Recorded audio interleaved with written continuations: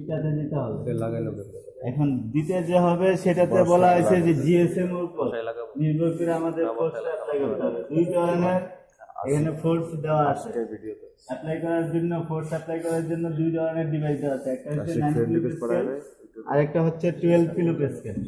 এখন 9 kilo Pascal এবং 12 kilo Pascal কখন ইউজ করবো সেটা বলছে যে আমাদের যদি এটা জিএসএম হেভি জিএসএম হয়, স্ট্রাকচার যদি আমার ইয়া হয় যে ওভেন হয়, ওভেনটা আমরা জানি যে হার্ড থাকে আর লুজ থাকে, সেখানে আমরা জিএসএম প্লাস এর কারণে ফোর্সটা বেশি অ্যাপ্লাই করতে হয়। আমরা আজকে যেটা করবো 9 কিলো প্যাসকেল, এটা যদি আমরা ইকুইভ্যালেন্ট ওয়েটে নিই তাহলে 595 প্লাস মাইনাস 7 গ্রাম ওজন আমরা এখানে এত গ্রাম ফোর্স আমরা অ্যাপ্লাই করবো। 9 কিলো প্যাসকেল অথবা ইকুইভ্যালেন্ট ওয়েট এসে 595 প্লাস মাইনাস 7, চারটাতেই আমরা দিয়ে দেব। আর যদি আমরা 12 কিলো প্যাসকেল ইউজ করি সেটার ইকুইভ্যালেন্ট ওয়েট হচ্ছে 795 প্লাস মাইনাস 7 গ্রাম।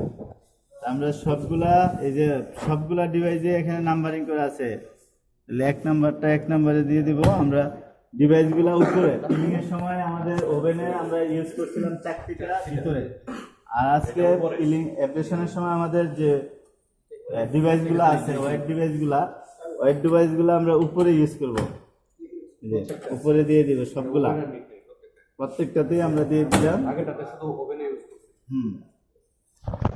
তাহলে আবারও আমি এটা পিলিং এবং অ্যাপ্লিকেশনের যে কম্পেয়ার পার্থক্যটা সেটা আবার বলি। হ্যাঁ, আবার বলতেছি যাতে সমস্যা না হয়, রিপিট করি, ভবিষ্যতে যাতে আবার রিপিট না করতে হয়। পরীক্ষার সময়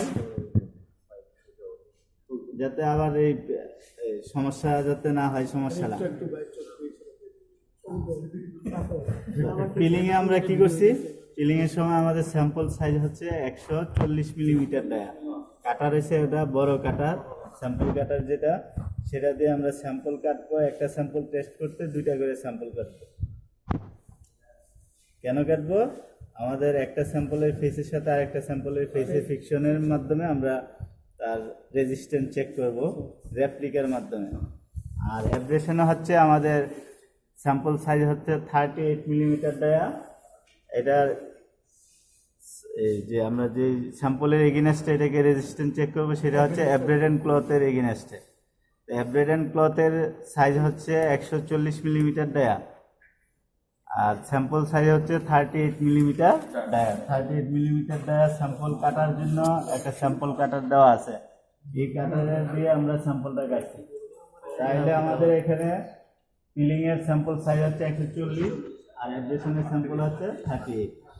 সাপোর্টিং হিসাবে এখানে নিচে আমাদের বেস টেবিলে যেটা থাকবে অ্যাব্রেডেন্ট ক্লথ, ফেল্ট, নন ওভেন ফেল্টটা অ্যাব্রেশনও হবে, পিলিংও হবে, দুইটাতেই আমার সেম হবে। এটার সাইজ হচ্ছে 140 মিলিমিটার দেয়া, যে সাপোর্টিং ফেল্ট সেটা থাকবে।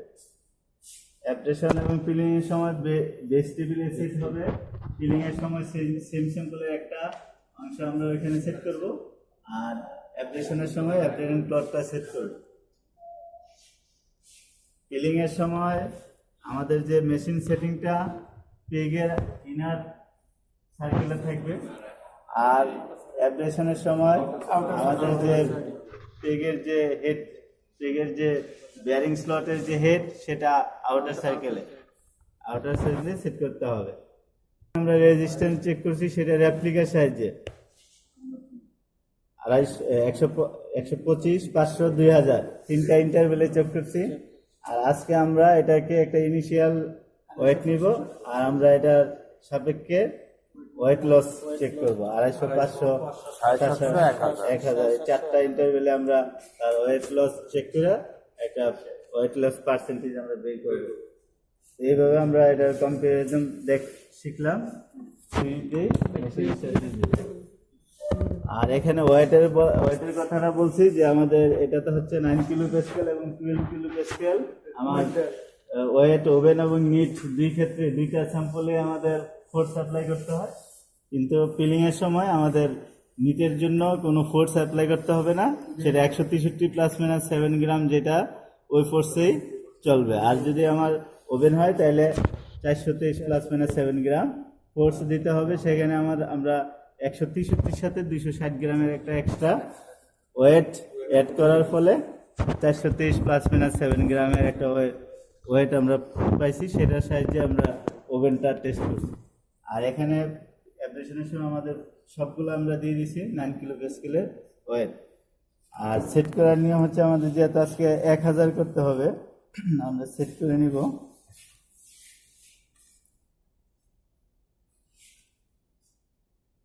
এক 1000 সেট করে দিই।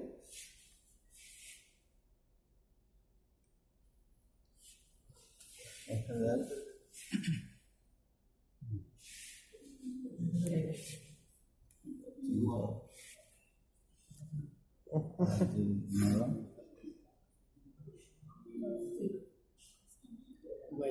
1000 হয়ে গেল। সেট করে দিলাম, অথবা এটা সেট করে তো সমস্যা নেই। সিলেকশন বাটনে চাপ দিয়ে তারপরে আমাদের এখানে যত দরকার একক, দশক, শতক, হাজারের বিরুদ্ধে হাজার, আর যা দরকার ওই দরকার। আর 1 থেকে 9 পর্যন্ত আমাদের সংখ্যা আবার 0 হয়ে আবার 15 1 থেকে 9। আর আমাদের 1000 হলে অ্যালার্ম দিবে, অ্যালার্মটা বন্ধ করার জন্য যে রিসেট বাটনে দিলে অ্যালার্মটা বন্ধ হবে। আর এটা 1000 হলে কমপ্লিট হলে বন্ধ হবে।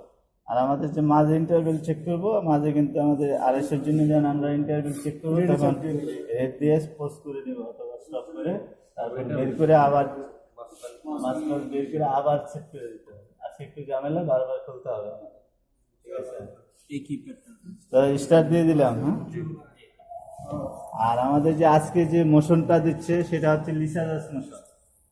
মোশনটা হচ্ছে লিসাজাস মোশন। যে আমরা যদি খেয়াল করি